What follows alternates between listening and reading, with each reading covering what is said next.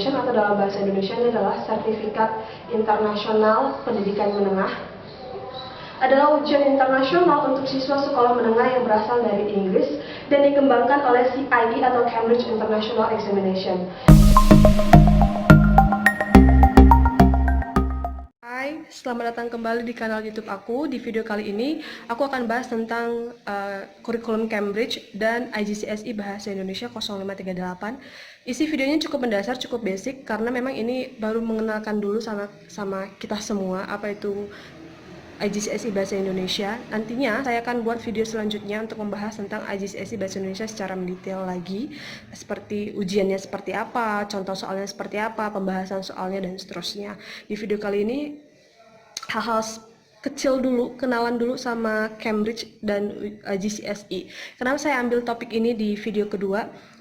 Saya berangkat dari pengalaman ketika saya pertama kali masuk ke sekolah tempat saya bekerja sekarang ini, salah satu sekolah SPK atau Sekolah Standar Internasional di Kota Medan. Saya dihadapkan dengan kurikulum baru yang saya nggak ngerti itu apa, sampai saya harus dikirim untuk trainingnya. Nah, ketika saya memutuskan untuk membuat video ini, saya juga sudah melakukan survei kecil-kecilan sama teman-teman sesama guru, juga kepada adik-adik mahasiswa di Unimed, calon-calon guru bahasa Indonesia.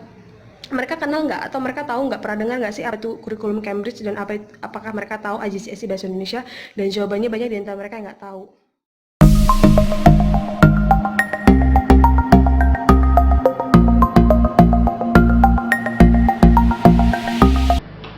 Pernah mendengar apa itu IGCSE atau kurikulum Cambridge? Memang istilah IGCSE kurang populer di masyarakat umum. Biasanya IGCSE dikenal oleh beberapa kalangan saja, seperti dari kalangan akademik, para pencari pendidikan luar negeri, juga orang tua yang melek akan pendidikan atau orang tua yang punya latar belakang pendidikan dari luar negeri. IGCSE atau International General Certificate of Secondary Education atau dalam bahasa Indonesia ini adalah Sertifikat Internasional Pendidikan Menengah. Adalah ujian internasional untuk siswa sekolah menengah yang berasal dari Inggris dan dikembangkan oleh CIE atau Cambridge International Examination. Jadi ujian Cambridge itu kalau di Indonesia mirip dengan ujian nasional yang dilaksanakan serentak sekaligus seluruh dunia. Yang membedakan IGCSE dengan ujian nasional adalah kalau ujian nasional kan hanya untuk Indonesia, sedangkan kalau Cambridge itu sekolah-sekolah tertentu yang menerapkan kurikulum ini saja. Dan kalau di ujian nasional, pelajarannya atau mapelnya sudah ditentukan, sedangkan dalam Cambridge, siswa diberikan kebebasan dalam memilih subjek apa atau mata pelajaran apa yang akan dia ambil untuk dia ujiankan dan mendapatkan sertifikat IGCSE. Lantas apa kelebihan dari sertifikat IGCSE? Nah, sertifikat IGCSE ini sudah merupakan sertifikat bertaraf internasional, jadi sudah diakui oleh banyak sekolah, bahkan universitas di negara Amerika dan Inggris. Jadi biasanya siswa-siswa yang mengambil ujian Cambridge atau IGCSE adalah orang-orang yang punya pandangan ke depannya dia akan sekolah ke luar negeri, dia akan pindah ke universitas yang ada di luar negeri, makanya mereka akan mengambil ujian IGCSE atau Cambridge.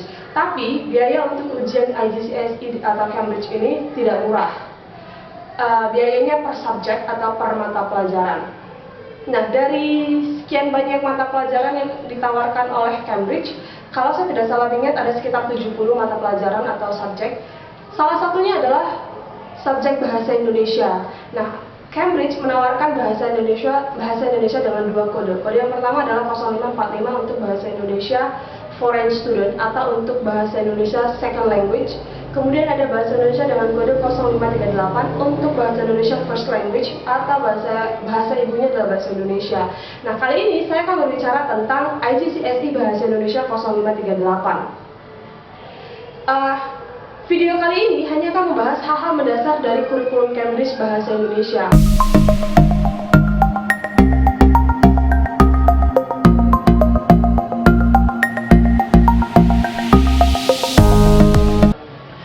IGCSE Bahasa Indonesia yang ditawarkan oleh Cambridge sebenarnya ada dua spesifik subjek, ada dua kode. Yang pertama 0545 itu bahasa Indonesia untuk foreign student atau bahasa Indonesia sebagai second language-nya. Kemudian ada bahasa Indonesia dengan kode 0538, itu untuk first language atau bahasa ibunya adalah bahasa Indonesia.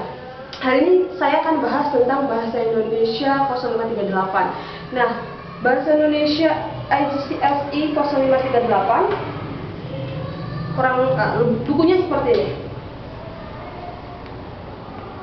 Buku ini ditulis oleh Ibu Sofia Sinaza dan Basuki, disusun oleh mereka.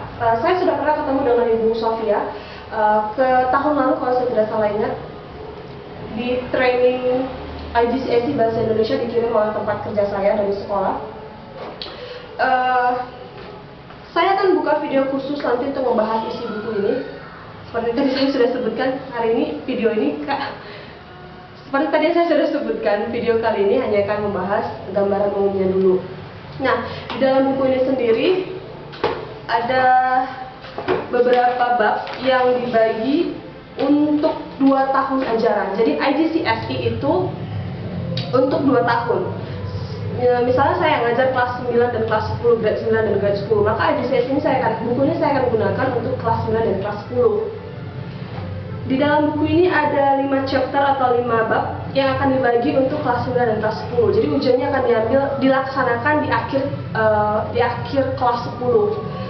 Ada 5 bab. Setiap bab itu dibagi lagi menjadi 3 subbab. 3 subbabnya ini terdiri dari subbab membaca, menulis, berbicara. Sebagai contoh, chapter pertama waktu senggang, berbicara tentang liburan, hobi, dan musik. Maka bicara tentang liburan, hobi, dan musik, buku ini akan mengarahkan kita belajar mengenai liburan, hobi, dan musik dengan tiga pendekatan, yaitu membaca, menulis, dan berbicara. Kenapa seperti itu? Karena di ujiannya nanti exam paper untuk bahasa Indonesia 0538 sendiri akan dibagi menjadi 3. Paper 1, 2, 3. Paper 1 reading and understanding yang bobotnya 35%. Jadi ketika ujian siswa akan mendapatkan 2 bundelan atau 2 paper. Yang pertama itu paper khusus untuk teks atau insertnya, yang kedua itu paper untuk pertanyaan sekaligus soal menjawab.